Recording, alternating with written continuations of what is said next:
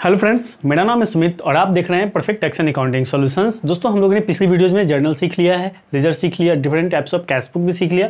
उसके साथ साथ दोस्तों हम लोगों ने purchase book, sales book, purchase return book, sales return book भी सीख लिया। दोस्तों, आज की इस वीडियो में हम लोग एक बहुत ही इंपॉर्टेंट टॉपिक को डिस्कस करने वाले हैं जिसका नाम है जर्नल प्रॉपर या फिर जनरल जर्नल। दोस्तों, ये बहुत ही इंपॉर्टेंट वीडियो है, इसे आप जरूर लास्ट तक ध्यान से देखिएगा क्योंकि अक्सर स्टूडेंट्स को जर्नल प्रॉपर को समझने में बहुत कठिनाइयाँ होती हैं। ठीक है, उनको बहुत सारे कन्फ्यूजन्स होते हैं, तो वो सारे कन्फ्यूजन्स इस वीडियो में आपके क्लियर हो जाएंगे। दोस्तों, अगर आप लोगों ने अभी तक हमारे पुराने वीडियोस को नहीं देखा है तो हमारे चैनल पे जाइए। उस चैनल पे आपको उससे रिलेटेड हर टॉपिक वाइज आपको प्लेलिस्ट मिल जाएगा। उस प्लेलिस्ट में जाकर के आप हर वीडियोस को देखिए और देखने के बाद अपने कंसेप्ट को अच्छे से क्लियर कीजिए। साथ ही दोस्तों, अगर आपको ये वीडियो अच्छा लगता है तो इस वीडियो को लाइक कर दीजिए, दोस्तों के साथ शेयर कीजिए, इस चैनल को सब्सक्राइब करके बेल आइकन प्रेस कर लीजिए जिससे आपको लेटेस्ट इंपॉर्टेंट वीडियोस की नोटिफिकेशंस मिलती रहेंगी। तो चलिए दोस्तों, शुरू करते हैं। दोस्तों, हमारा आज का टॉपिक है जर्नल प्रॉपर या फिर जिसे हम जनरल जर्नल भी कहते हैं। दोस्तों, जैसा कि हम लोग जानते हैं कि कोई भी बिजनेस में बहुत सारे बल्क में ट्रांजैक्शंस होते हैं। उन ट्रांजैक्शंस को अगर हम एक ही बुक में यानी कि जर्नल में रिकॉर्ड करने लगे तो पता चलेगा कि आपका जो जर्नल बुक है वो बहुत ही मोटा हो गया। साथ ही साथ उस जर्नल से आपको लेजर बनाने में, ट्रायल बैलेंस बनाने में और फाइनल अकाउंट बनाने में बहुत सारी प्रॉब्लम्स का सामना करना पड़ सकता है। ठीक है, क्योंकि आपको उसमें एक एक एंट्री को छांटना पड़ेगा। तो इसी प्रॉब्लम को सॉल्व करने के लिए अकाउंटिंग में सब्सिडरी बुक्स को मेंटेन किया जाता है। इसमें अलग अलग तरह के बुक्स को मेंटेन किया जाता है। जैसे यहाँ पे मैंने दिया है कि कौन कौन से बुक्स इसमें मेंटेन किए जाते हैं। जैसे कैश बुक। तो कैश बुक में क्या होता है कि बिजनेस में जितने भी कैश से रिलेटेड ट्रांजैक्शंस होते हैं, कैश आना, कैश बिजनेस से जाना या फिर बैंक में पैसा आना, बैंक से पैसा जाना, है ना। तो इस तरह के जितने भी ट्रांजैक्शंस होते हैं उनको आप कहाँ रिकॉर्ड कर लेते हैं? कैश बुक में रिकॉर्ड कर लेते हैं। ठीक है, परचेज बुक, जितना भी ऑन क्रेडिट परचेज होता है यानी कि उधार में जितना भी गुड्स बिजनेस में परचेज किया जाता है उन सारे ट्रांजैक्शंस को आप कहाँ पे रिकॉर्ड कर लेते हैं? परचेज बुक में रिकॉर्ड कर लेते हैं। सेल्स बुक, ठीक है, बिजनेस में जितने भी ऑन क्रेडिट यानी कि उधार सेल होते हैं, उधार माल का विक्रय होता है, उसे आप कहाँ रिकॉर्ड कर लेते हैं? सेल्स बुक में रिकॉर्ड कर लेते हैं। उसी तरह अगर हम बात करें परचेज रिटर्न बुक की, तो जितने भी आपने ऑन क्रेडिट परचेज किया है उसे जब आप रिटर्न करते हैं तो उसको आप किस बुक में रिकॉर्ड करते हैं? परचेज रिटर्न बुक में। ठीक है, उसी तरह अगर हम बात करें सेल्स रिटर्न बुक की, तो जितने भी आपने सेल्स किए हैं उसमें से अगर कोई सेल्स आपका रिटर्न होकर के आता है, ठीक है, ऑन क्रेडिट सेल, ठीक है, ऑन क्रेडिट सेल जो भी आपने किए हैं उसमें से अगर कोई सेल्स आपका रिटर्न होकर के आता है तो उसको आप किस बुक में रिकॉर्ड करते हैं दोस्तों? सेल्स रिटर्न बुक में, है ना। उसके बाद नेक्स्ट है दोस्तों bills receivable and bills payable. Bills से रिलेटेड जितने भी एंट्री होते हैं उन सारे एंट्री को आप बिल्स रिसीवेबल और बिल्स पेबल बुक में रिकॉर्ड करते हैं। तो यहाँ तक तो दोस्तों हम लोगों ने जितने भी बल्क में एंट्रीज थे उन सबको अलग अलग छांट करके अलग अलग बुक में एंट्री कर लिया। इसके बावजूद भी अगर कोई ट्रांजैक्शन बिजनेस में बच जाता है तो उन ट्रांजैक्शंस को हम जर्नल प्रॉपर में रिकॉर्ड करते हैं। और दोस्तों, जर्नल प्रॉपर कुछ नहीं है, बेसिकली यह एक जर्नल है जो कि हम लोगों ने शुरू के दिनों में सीखा था कि जर्नल किस तरह से मेंटेन करते हैं, जर्नल क्या होता है, उसमें एंट्री को कैसे रिकॉर्ड करते हैं, वही चीज़ है। ठीक है, तो यहाँ पे सिर्फ इतना ही किया गया कि जो बल्क में ट्रांजैक्शंस हो रहे थे उनके लिए सेपरेट अलग अलग बुक बना दिया गया। ठीक है, उसके बावजूद भी जो ट्रांजैक्शन बच जा रहे हैं उन ट्रांजैक्शंस को रिकॉर्ड करने के लिए जर्नल प्रॉपर रखा गया। क्लियर है? चलिए अब आइए जानते हैं कि जर्नल प्रॉपर में कौन कौन से ट्रांजैक्शंस को हमें रिकॉर्ड करना है। तो दोस्तों, सबसे पहला है हमारा ओपनिंग एंट्री और दूसरा है दोस्तों क्लोजिंग एंट्री। दोनों को हम एक बार में ही समझेंगे। दोस्तों, इस दोनों को समझने से पहले हमें यह समझना होगा कि जब आप अकाउंटिंग करते हैं, ठीक है, अकाउंटिंग करने में आप क्या करते हैं? सबसे पहले आप क्या चीज़ मेंटेन करते हैं? जर्नल। जर्नल के बाद जर्नल से आप क्या बनाते हैं दोस्तों? जर्नल से आप बनाते हैं लेजर। लेजर बनने के बाद लेजर से आप क्या बनाते हैं? लेजर के बैलेंस से आप बनाते हैं ट्रायल बैलेंस। ट्रायल बैलेंस बनने के बाद दोस्तों हम बनाते हैं फाइनल अकाउंट। ठीक है, final account means trading profit and loss account और बैलेंस शीट। ठीक है दोस्तों, तो ये पूरा का पूरा प्रोसेस है अकाउंटिंग का जो मैंने आपको यहाँ पे बताया। ठीक है, अब आइए जानते हैं कि trading profit and loss account में क्या क्या होता है और बैलेंस शीट में क्या होता है। दोस्तों, trading profit and loss account में जितने भी बिजनेस में एक्सपेंस हुए हैं, एक अकाउंटिंग पीरियड में, वो सारे एक्सपेंस इसमें लिखने होते हैं। जितने भी बिजनेस में इनकम हुए हैं उन सारे इनकम को आपको इसमें लिखना होता है। ठीक है, सारे एक्सपेंस को हमने लिख लिया, यहाँ पे सारे इनकम को लिख लिया। उसके बाद इन दोनों का हम टोटल करते हैं। टोटल करने के बाद इसका हम बैलेंसिंग करते हैं। बैलेंसिंग करने के बाद हमें पता चलता है कि बिजनेस में प्रॉफिट हुआ है या फिर लॉस, और अगर प्रॉफिट हुआ है तो कितना प्रॉफिट हुआ है, और अगर लॉस हुआ है तो कितना लॉस हुआ है। ठीक है, तो उसको निकालने के लिए हम इस तरह से trading profit and loss account बनाते हैं। दोस्तों इसे हम डिटेल में trading profit and loss account के चैप्टर में पढ़ेंगे। ठीक है दोस्तों, उसी तरह अगर हम बैलेंस शीट की बात करें तो बैलेंस शीट में दोस्तों कैपिटल और लायबिलिटी को इस तरफ हम लिखते हैं। जितने भी बिजनेस में कैपिटल होते हैं, जितने भी बिजनेस में लायबिलिटी होते हैं, उन सारे कैपिटल एंड लायबिलिटीज को हम इस तरफ लिखते हैं। और इस साइड में हम लिखते हैं जितने भी एसेट्स होते हैं, बिजनेस में जितने भी एसेट्स होते हैं उन सारे एसेट्स को इस तरफ लिखते हैं। ठीक है, यानी कि बैलेंस शीट में क्या रहता है, सिर्फ और सिर्फ कैपिटल, लायबिलिटी और एसेट को लिखा जाता है। ठीक है, बैलेंस शीट से हमारे बिजनेस के फाइनेंशियल पोजीशन का पता चलता है कि हमारा बिजनेस कैसा रन कर रहा है, हमारे बिजनेस का क्या पोजीशन है। क्लियर दोस्तों, और प्रॉफिट एंड लॉस अकाउंट से हम पता चलता है कि बिजनेस में कितना प्रॉफिट हुआ है या फिर कितना लॉस हुआ है। क्लियर है, चलिए ये तो बेसिक चीजें थी जो मैंने आपको बता दिया। अब अगर हम बात करें ओपनिंग एंट्री की, ठीक है, तो ओपनिंग एंट्री किसे कहते हैं, आइए देखते हैं। दोस्तों ओपनिंग एंट्री में कहता है कि this entry is passed to bring the closing balance of various asset, liability and capital. किसकी बात हो रही है, एसेट, लायबिलिटी एंड कैपिटल की बात हो रही है।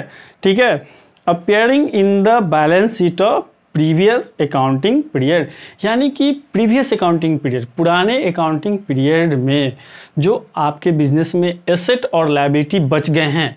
ठीक है, पुराने अकाउंटिंग पीरियड में जो आपने बैलेंस शीट बनाया है, उस बैलेंस शीट में जो भी आपके एसेट और लायबिलिटी बच गए हैं, उन सारे एसेट और लायबिलिटी को नए अकाउंटिंग पीरियड में लाने के लिए जो एंट्री पास किया जाता है उसे ही हम ओपनिंग एंट्री बोलते हैं।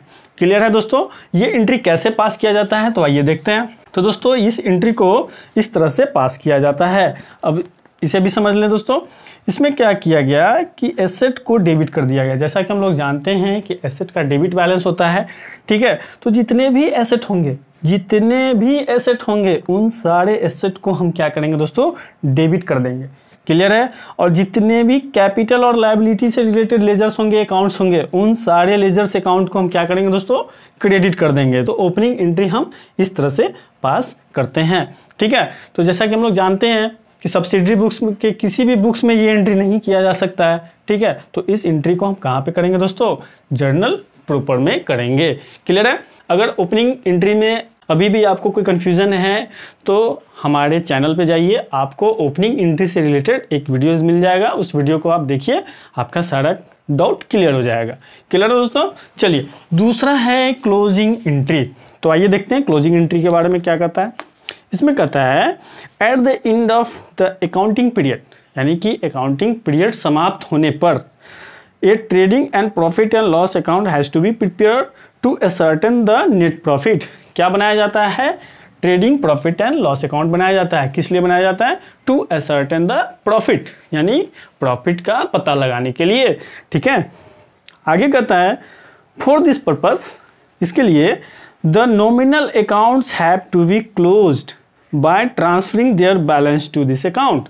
ठीक है, इसके लिए क्या करना होता है कि नॉमिनल अकाउंट से रिलेटेड जितने भी अकाउंट्स होते हैं उन सबको क्लोज करना होता है।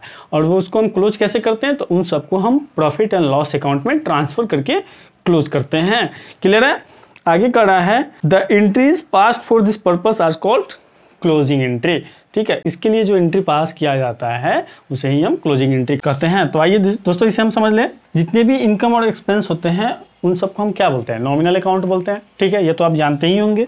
ठीक है, एक्सपेंस का बैलेंस क्या होता है दोस्तों, डेबिट होता है, और इनकम का बैलेंस क्या होता है, क्रेडिट होता है। क्लियर है, चलिए अब इसको क्या करना है कि प्रॉफिट एंड लॉस अकाउंट में ट्रांसफर करके इन सारे अकाउंट्स को क्लोज कर देना है। तब जाकर के हमें पता चलेगा कि बिजनेस में आखिर कितना प्रॉफिट या लॉस हुआ है। ठीक है, तो इसके लिए क्या करना होगा, जितने भी एक्सपेंस हैं, ठीक है, चाहे वो परचेज हो, फ्रेट हो, वेजेज हो, सैलरी हो, कुछ भी हो, जितने भी एक्सपेंस हैं उन सारे एक्सपेंस को आपको कर देना है क्रेडिट। ठीक है, क्या करना है, क्रेडिट। इसका बैलेंस होता है डेबिट, लेकिन इसे हमें करना होगा क्रेडिट, तब जाकर के ये अकाउंट क्लोज होगा, क्योंकि इसका बैलेंस डेबिट है। अगर हम इसे फिर से डेबिट करेंगे तो इसका अमाउंट और बढ़ जाएगा। इसे हमको क्लोज करना है, तो जब तक इसको हम क्रेडिट नहीं करेंगे तब तक इसका अमाउंट नहीं घटेगा। ठीक है, तो इन सारे अकाउंट को हमें क्या करना है, क्रेडिट करना है। क्लियर है, जितने भी इनकम है इसका बैलेंस क्या होता है दोस्तों, क्रेडिट होता है। तो इन सारे अकाउंट को हम क्या करेंगे दोस्तों, डेबिट कर देंगे। ठीक है, इनकम से रिलेटेड जितने भी अकाउंट्स होंगे, sales account, commission account, interest account, जितने भी इनकम से रिलेटेड अकाउंट्स होंगे उन सबको आपको क्या करना होगा दोस्तों, डेबिट कर देना होगा। ठीक है, जब आप इन दोनों को डेबिट और क्रेडिट कर देंगे तो जैसा कि हम लोग जानते हैं कि डेबिट साइड का अमाउंट और क्रेडिट साइड का अमाउंट सेम होना चाहिए। अब मान लेते हैं कि डेबिट साइड का अमाउंट आपका आया 100 रुपीज़ और क्रेडिट साइड का अमाउंट आया 90 रुपीज़, तो 10 रुपया हमको यहाँ पे और लिखना होगा, तब जाकर के ये एंट्री पूरा होगा। तो ये जो 10 रुपया हुआ, ये हुआ दोस्तों बिजनेस के लिए प्रॉफिट। ठीक है, लेकिन अगर क्रेडिट साइड का अमाउंट 100 रुपीज़ हो जाता है और डेबिट साइड का अमाउंट 90 रुपीज़ हो जाता है, यानी कि एक्सपेंस ज़्यादा हो गया और इनकम कम हो गया।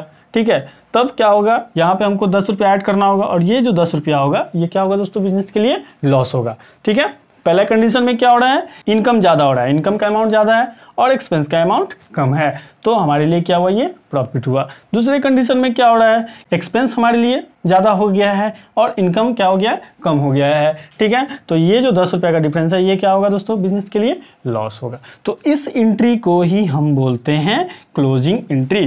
ठीक है, आई होप क्लियर हुआ होगा। अगर फिर भी क्लियर नहीं हुआ है तो आप हमें कमेंट में लिखिए, मैं इस पर एक सेपरेट वीडियो बना दूंगा। क्लियर है, चलिए नेक्स्ट टॉपिक है दोस्तों ट्रांसफर एंट्री। तो आइए देखते हैं इसके बारे में क्या लिखा गया। इसमें कहता है transfer entries are passed for transferring an account or the balance of one account to another, such as transferring the balance of drawing account to capital account. ठीक है, ये कुछ नहीं है दोस्तों, एकदम बेसिक सी चीज़ है। एक अकाउंट के बैलेंस को दूसरे अकाउंट में ट्रांसफर करने वाली एंट्री को हम ट्रांसफर एंट्री बोलेंगे। क्लियर है, ठीक है। फॉर एग्जांपल भी आपको दिया है कि अगर आप ड्राइंग्स अकाउंट के अमाउंट को कैपिटल अकाउंट में ट्रांसफर कर रहे हैं तो वो आपके लिए क्या दोस्तों, ट्रांसफर एंट्री है। ठीक है, और ट्रांसफर एंट्री दोस्तों इन सारे बुक्स में से किसी में भी रिकॉर्ड नहीं होगा, तो उसको हम किस में रिकॉर्ड करेंगे, जर्नल प्रॉपर में रिकॉर्ड करेंगे। क्लियर है, चलिए नेक्स्ट है एडजस्टमेंट एंट्री। एडजस्टमेंट एंट्री में क्या कर रहा है, इसमें कहता है at the time of preparation of final account entries are needed to recorded certain unrecorded items such as closing stock, outstanding expenses, prepaid expense, depreciation, fixed asset, interest on capital, etc. Entries for these are called adjustment entry. दोस्तों जब आपका financial year या फिर accounting period समाप्त होता है उस समय आपको कुछ एडजस्टमेंट एंट्री पास करने होते हैं। फॉर एग्जांपल कि आपने 11 महीने का सैलरी अपने एम्प्लॉइज़ को पेमेंट कर दिया, लेकिन लास्ट मंथ का सैलरी आपने किसी कारण से एम्प्लॉय को पेमेंट नहीं कर पाया, तो वो सैलरी दोस्तों आपके लिए क्या है, आउटस्टैंडिंग एक्सपेंस है ना, तो उसका भी एंट्री तो करना होगा अकाउंटिंग में। ठीक है, तो उस एंट्री को आप किस बुक में करेंगे, ये सारे बुक में तो नहीं आ सकते हैं वो एंट्री, तो आपका वो एंट्री किस बुक में आएगा, जर्नल प्रॉपर में आएगा। क्लियर है दोस्तों, यानी कि एडजस्टमेंट से related for example outstanding expense, prepaid expenses, depreciation, income tax का अगर कोई एडजस्टमेंट है, जीएसटी का कोई एडजस्टमेंट है, तो ये सारे एंट्री आपके जर्नल प्रॉपर में आएंगे। क्लियर है, नेक्स्ट है दोस्तों रेक्टिफाइंग एंट्री। ठीक है, रेक्टिफाइंग एंट्री के बारे में देखिए क्या कहता है, these entry are pass to rectify the errors while journalising, posting, totalling, balancing. ठीक है दोस्तों, ह्यूमन है, ह्यूमन से तो गलती होती ही है। ठीक है, और आप इतना जटिल अकाउंटिंग करेंगे तो आपसे भी गलती होगी ही। ठीक है, तो गलतियों को सुधारने के लिए जो एंट्री हम पास करेंगे उसे हम बोलेंगे रेक्टिफाइंग एंट्री। ठीक है, और रेक्टिफाइंग एंट्री क्या होता है, रेक्टिफिकेशन ऑफ एरर्स क्या होता है, ये हम रेक्टिफिकेशन ऑफ एरर्स चैप्टर में अच्छे से डिटेल में समझेंगे। क्लियर है, नेक्स्ट है दोस्तों मिसलेनियस एंट्री। ये सारे एंट्रीज के बाद भी अगर कोई एंट्री बच जाता है तो उसे हम मिसलेनियस एंट्री कहेंगे। आइए देखते हैं इसमें क्या दिया है। इसमें कहता है in addition to the above, यानी कि इन सारों को छोड़कर the following entry will also be passed in the journal proper. क्या क्या हो सकता है वो, तो purchase of an asset on credit, अगर आप उधार में एसेट परचेज कर रहे हैं तो उसका एंट्री आप कहाँ पे करेंगे दोस्तों, परचेज बुक में तो नहीं कर सकते हैं, क्योंकि परचेज बुक में तो गुड्स का एंट्री आप करते हैं। ठीक है, अगर आपने कैश में परचेज किया होता तो आप उसका एंट्री कैश बुक में करते हैं। लेकिन ऑन क्रेडिट एसेट आपने परचेज किया है तो उसका एंट्री आप कहाँ करेंगे दोस्तों? तो उसका एंट्री आप करेंगे जर्नल प्रॉपर में।